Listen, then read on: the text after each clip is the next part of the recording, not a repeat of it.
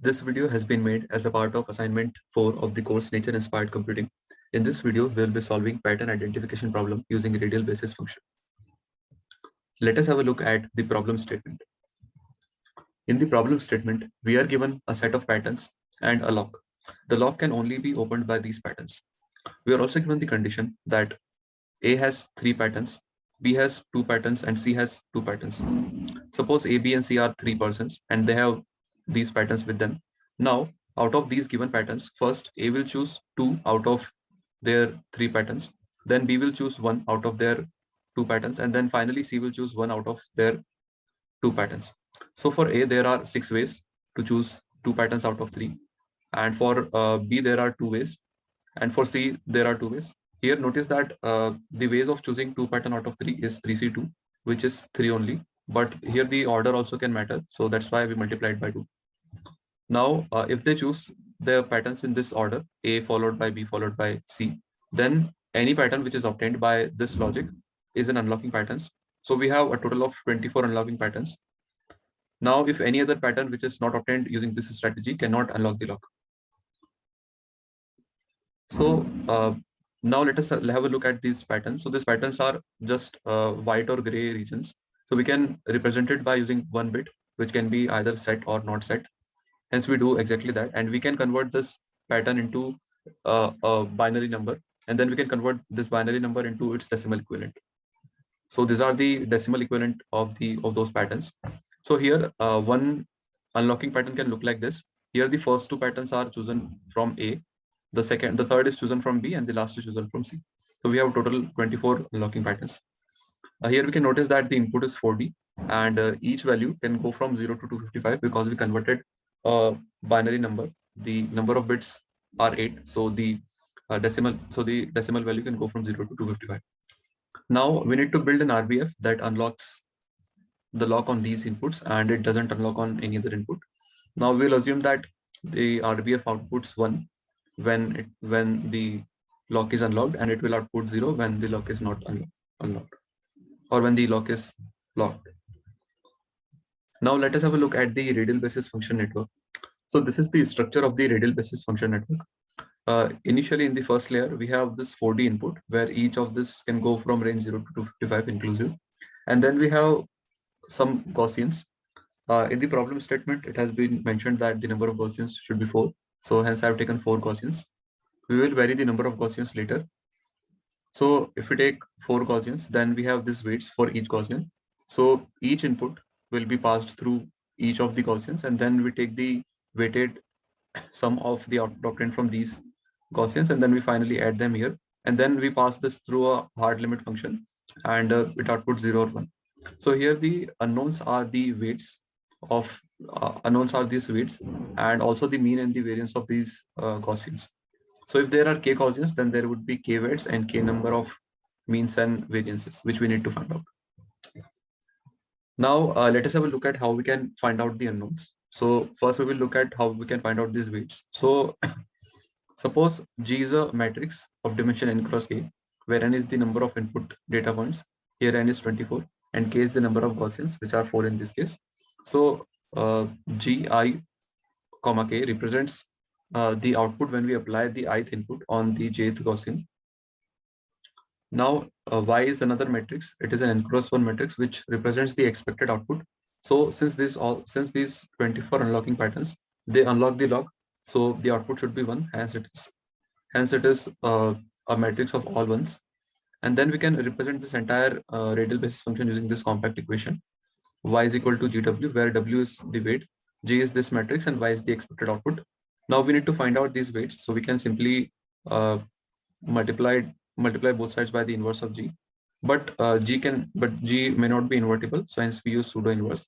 So this is the equation that we get for finding out W. Now we have found out W.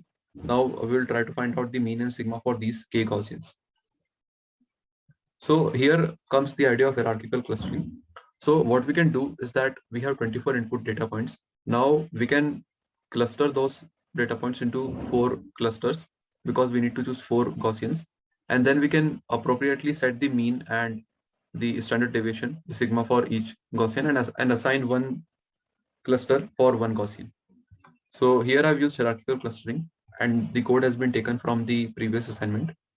So this is the dendrogram that was obtained after performing hierarchical clustering. Since we want four clusters, hence if we pick a threshold at this level, then we get four clusters. Here the x-axis represents the unlocking patterns, which are 24 in this case. Each of them are 4D input, and the y-axis represents the distance at which they got merged. Hence we can use these clusters to find out the mean and the variance or the sigma for the Gaussians. So for finding out the mean, we will assign one cluster for one Gaussian. So for calculating the mean, we can take the mean point in that particular cluster. So suppose if one cluster has some x number of points, so we can take the mean of all those x number of points dimension wise, and that will be our mu for the Gaussian. And for calculating the sigma, we can calculate the distance between the mean and all the points lying in that cluster and take the maximum distance. So by doing so, what we will achieve is that all those points which lie in the sigma distance from the mean, that will be lifted up significantly so that they are linearly separable in the RBF. So this has been illustrated in this one-dimensional case. So when the data is in sigma distance from the mean, then they are lifted up significantly. Hence, I've used sigma as the maximum distance between the mean and any point in that cluster. So that's how we can find the mean and the sigma. Now let us have a look at the implementation and the results obtained. So the implementation was done in Python using libraries like NumPy, Matplotlib, TQDM, SciPy, and Pandas. And the training data for the RBF was 24 looping combinations, which gave one as for which the expected output was 1. Now, by choosing 4 Gaussians for the RBF and by choosing appropriate testing data, these results were obtained. So for testing, I chose 3 kind of data. The first kind of data is the training data itself, which are those 24 unlocking combinations. The second type of testing data is all combinations of patterns. So initially, we decided that the sequence would be patterns of A followed by patterns of B followed by patterns of C. Now we can also permute this pattern. So we can go in this sequence as well. For all these, the output should be 0 because they are violating the order. And only for these kind of patterns, the output should be 1. So we have 144 total such combinations. Hence, I also tested on these kind of data. And then in third type, I generated random 10,000 patterns in the input space. So we have 4D inputs where each dimension can go from 0 to 25. Hence, I generated 10,000 random points. So after running the algorithm on the training data, the accuracy obtained was 100%, and the accuracy on the second kind of data was 74%, and the accuracy on random patterns was 94%. Now we will have a look on what will happen when we increase or decrease the number of Gaussians in the RBF. So now we will vary the number of Gaussians. So this graph represents the accuracy which is obtained by RBFs by varying the number of Gaussians on different test data. So let us have a look at the first test data, which is the training data. So this x-axis represents different RBFs, different trained RBFs, for which different number of Gaussians were chosen. The Gaussians were varied from 1 to 24. Since we have 24 data points, so the maximum number of Gaussians that we can have is 24 and the least is 1. So I tested these RBFs using on the training data itself, and the accuracy achieved in all the cases was 100%. Now on the second kind of data, which is the all combination of input patterns. In this, on varying the number of Gaussians, the accuracy increases. So for example, when we are at 4 number of Gaussians, the accuracy is around 74%. But when we have only one Gaussian, then the accuracy is close to 16. And when we increase the Gaussians to 24, then the accuracy becomes 100%.